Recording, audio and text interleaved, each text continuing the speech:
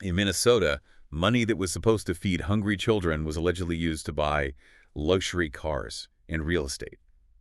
It's a story that reveals just a shocking pattern of government failure and financial deception. It really is. It sounds like something out of a movie, but unfortunately it's all rooted in, public documents and court filings.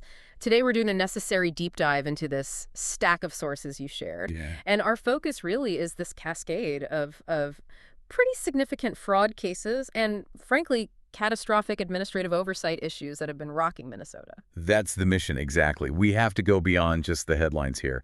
We need to unpack these multiple documented instances of truly massive fraud, from federal child nutrition programs to the stunning moral collapse of a local business leader.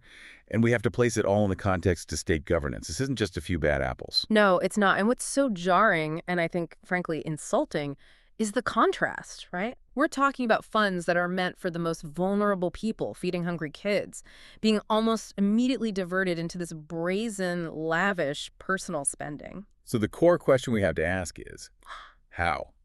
How did taxpayer programs in Minnesota become such easy targets for these really sophisticated schemes? I mean, we're talking bribery, money laundering, millions in theft. Exactly. And what does this all say about accountability at, every single level of oversight? Okay, let's start with the biggest one, the elephant in the room, the multi-million-dollar feeding our future scandal. The thing is, the scope is just dizzying. It's not just large, it was comprehensive. The investigation shows this massive, organized effort to exploit a program designed for good. And in this one case, we're talking about 14 key defendants. 14, yeah. And they're facing more than 20 pretrial motions. So this wasn't some minor thing. It was an industrial-scale operation. And the mechanism behind it was, almost shockingly basic, right? Given the lack of oversight. Incredibly basic. They were seeking reimbursement for millions of meals that were, just never served. Never served. The indictment covers a whole range of crimes, but wire fraud conspiracy is a big one. So they were using bank transfers, emails, that kind of thing. Precisely. And let's talk about the systemic failure that let this happen. The sources suggest the state agency in charge, the Minnesota Department of Education, just had inadequate controls. They weren't checking things. They failed to rigorously verify, if these sites could even hold the number of kids they claimed, or if meals were actually being handed out. And that lack of verification, that was the weakness they just drove a truck through. And when you look at the indictment, you see how the fraud was protected. Corruption seems like it was baked right into the operation. Absolutely. Take the bribery. The indictment claims the head of Feeding Our Future, Amy Marie Bach, she accepted a payment of $310,000 for the sale of a site her organization operated. And to hide it, they allegedly disguised the whole transaction on paper as the sale of a child care center. That's classic federal programs bribery. Yeah. Just designed to cover their tracks. Textbook. Oh. So you have leaders taking bribes to look the other way, and then on the other end, you have people just spending like crazy. The sources track exactly where this money for kids' plates ended up. Yeah, it reads like a luxury car catalog. It really does, and that's where the money laundering charges come in. The whole point is to hide where the money came from. So what were they buying?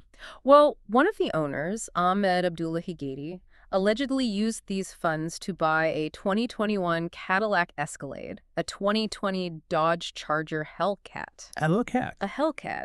A 2021 Dodge Ram 1500, and he even leased a high-end 2021 Mercedes S-Class sedan.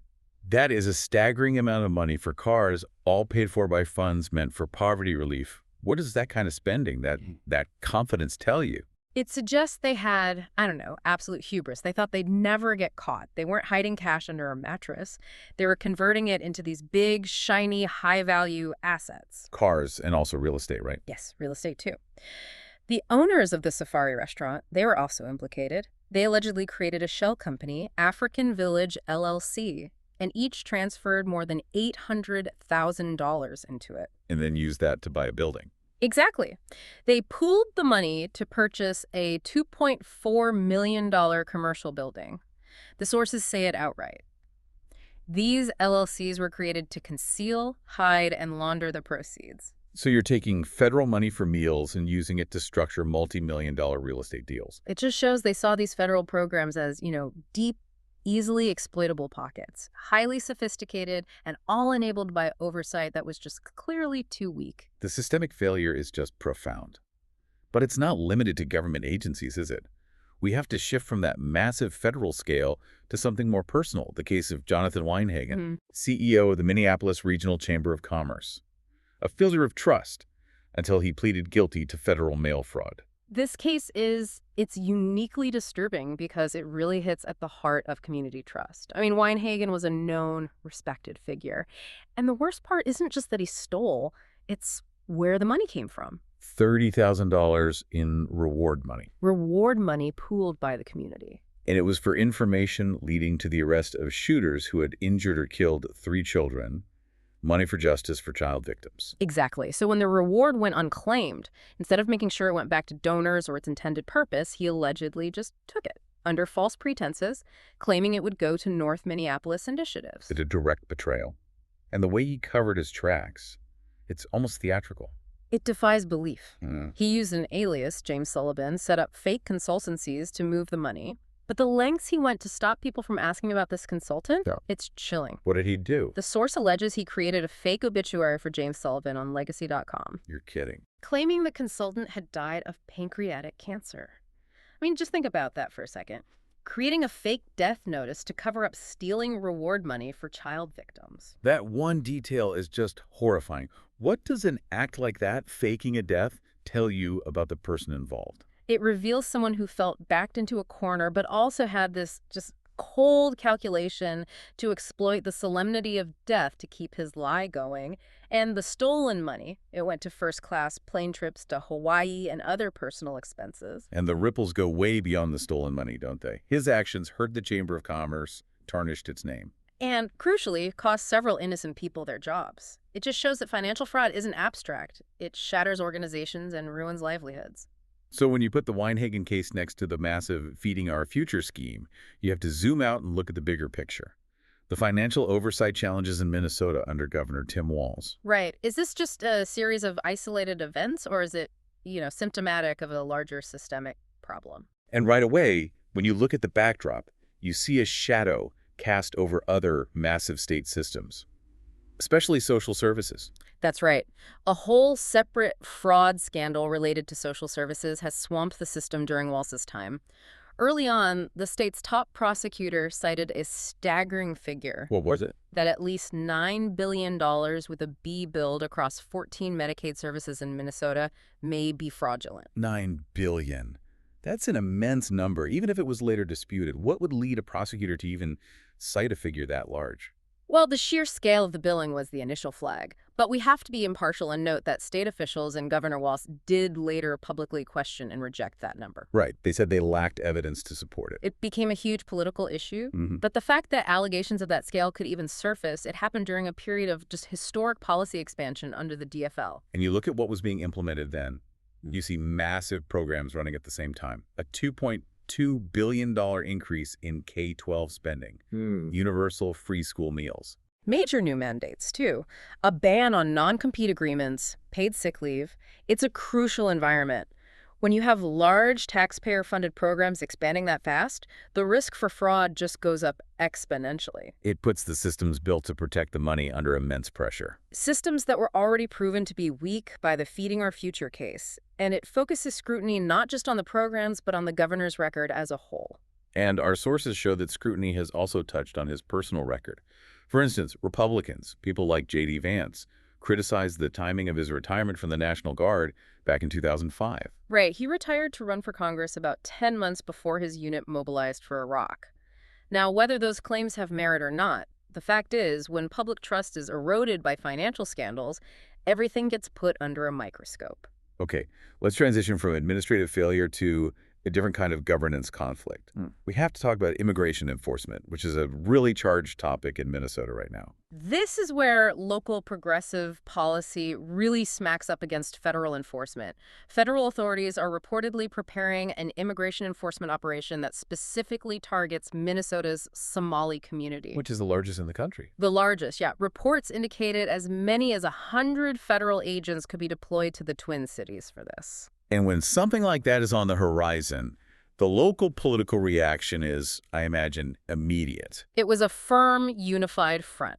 The mayors, Jacob Fry of Minneapolis and Melvin Carter of St. Paul and Councilmember Jamal Osman, they all strongly condemned it, called it un-American, said it was targeting people. And it wasn't just talk, right? It was operational defiance. Absolutely.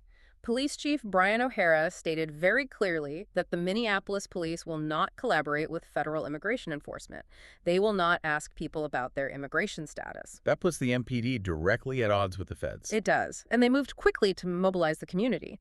Local leaders provided know your rights information, stressing the fundamentals. The right to remain silent. Right to a lawyer before you sign anything, and the absolute right to not open your door unless they show you a warrant signed by a judge. And the mayors made a point about public safety, which I think is key. They did. They stressed that this kind of fear destabilizes communities.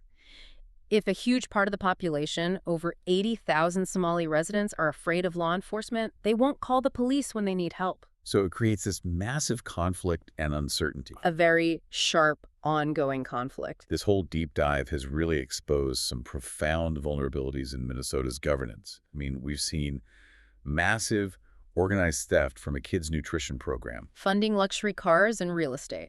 A trusted CEO faking a death to cover up stealing reward money for crime victims. And then this huge shadow of multi-billion-dollar social service fraud allegations. What our sources really show is a state that is struggling profoundly with how it oversees its own money and the ethical conduct of its leaders. This wasn't small-time theft. It was sophisticated. It was organized. The fact that criminals could siphon off millions for Escalades and trips to Hawaii. It just suggests a dangerous lack of necessary controls, and it demands that citizens really seriously evaluate where their tax dollars are going and who is ultimately responsible for that stewardship. So we have to end with a bigger question for you, the listener, to think about.